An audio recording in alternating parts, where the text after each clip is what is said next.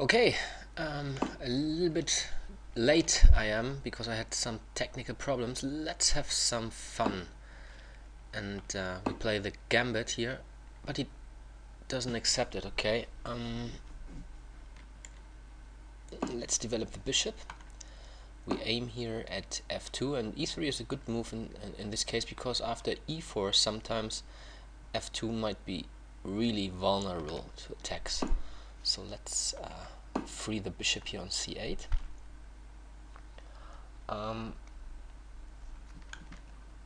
Okay, we just castle. I like to play e4 if he allows me to do so.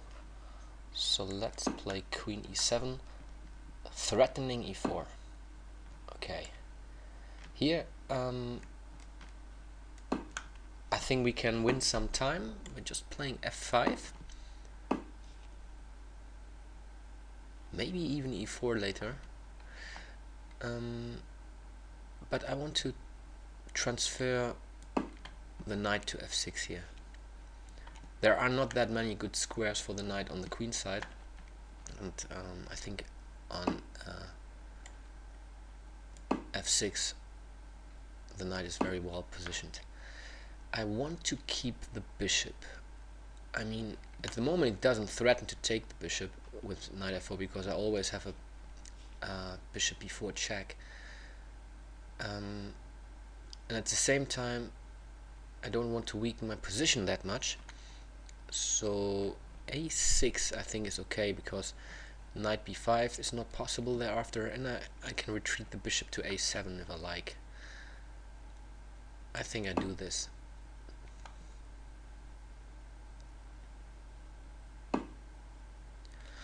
Okay, does he really want to castle long? I think this would not be a good idea because I can open up lines against his king with b5. So should I play e4 or f4 later on? This is a question. Let's develop the bishop first and connect rooks. Okay. He wants to play b4. So long castling is not an option anymore. So maybe I should try to open up the position.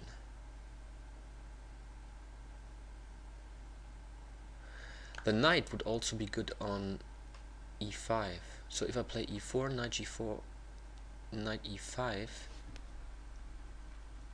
I still can try to play for an f4 later on. Okay, let's retreat the bishop first because I really like to see him castling. Then e4 would follow. Okay, let's play e4 now.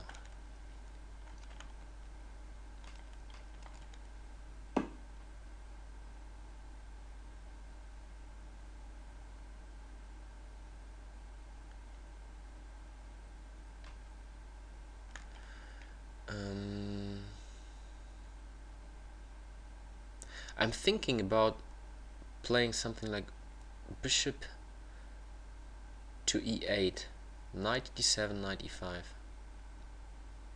It takes some time, but I really like to see the knight here on e5.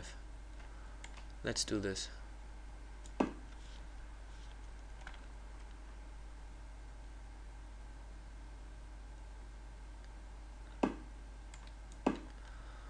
Yeah, and maybe I retreat the bishop to d7 later on because now we have a weakness here on h3 as well.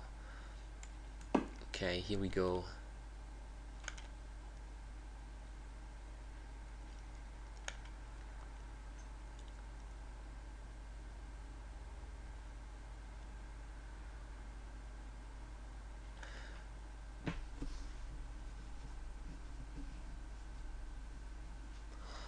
Maybe doubling up the rooks on the f file is also an option.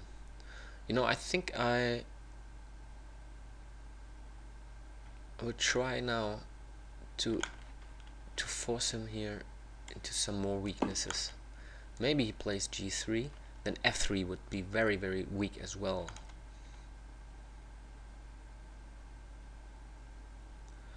And what I want to do then is playing the bishop h5 to get rid of this bishop here.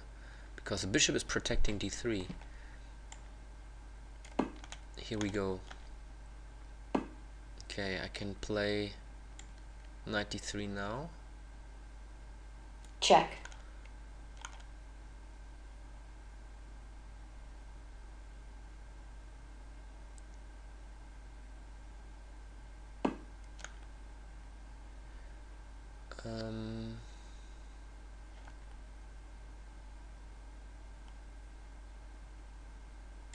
Yeah, well, we just take here, and then maybe f2. Taking f2. Yeah, why not? I mean, a pawn is a pawn.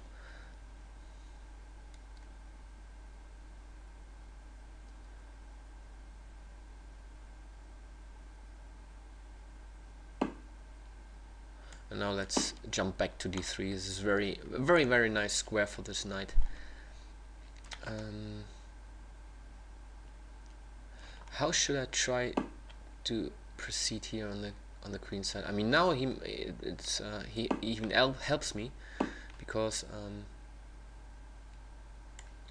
this pawn is not important. I will attack here a3. So let's open a lot of lines now. The king will be under attack from the rooks very soon. So now I switch the rooks.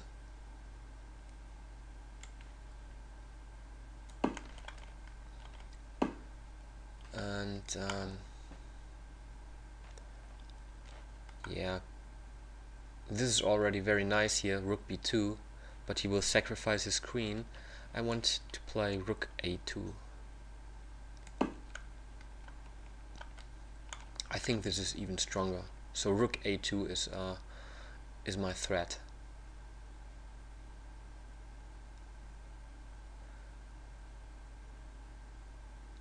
Maybe he really needs to play rook a1 now.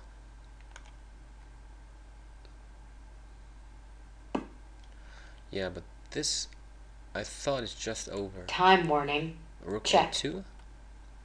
So you can see that the king doesn't have many squares. So the square d1 is protected by the queen. He can't go to c1 because of the knight, and here the whole b file is just controlled by the rook on b8.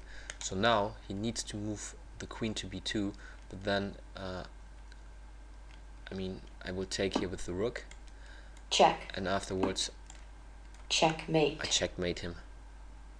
So in this game you could see the power of a knight on the 3rd rank, or on the 6th and 6th rank. It depends on what side of the board you look at. But so if you penetrate with a knight in the enemy's camp, like I did here with this knight, this is very strong often. Like in this case, the knight is protected by e4. It freezes virtually the white pieces, and it's always very dangerous because there are sometimes forks, etc.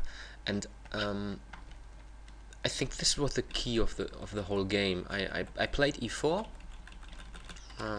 much earlier. Where is it? Like here in this position.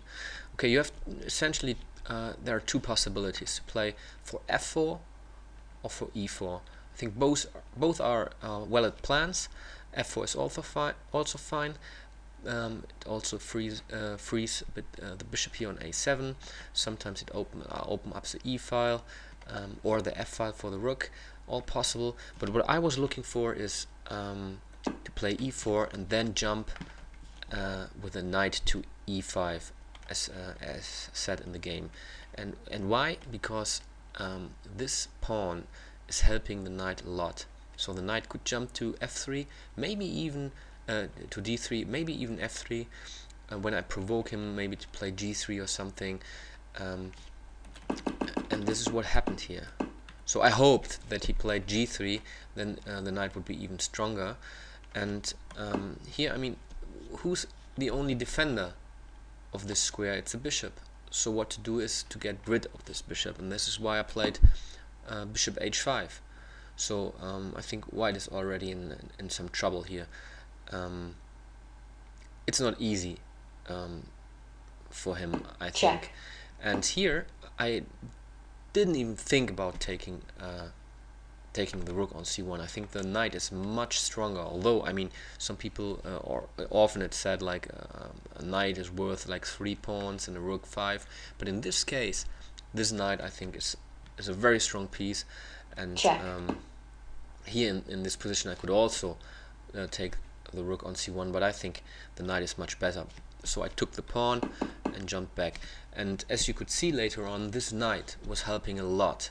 It controlled c1 and also b2, so my next task was just opening some files here on the queen side and then penetrating here around the white king. So the key was, I think, to keep the knight and yeah, not to be too greedy to grab a rook or something if you have such a strong knight on the 6th rank.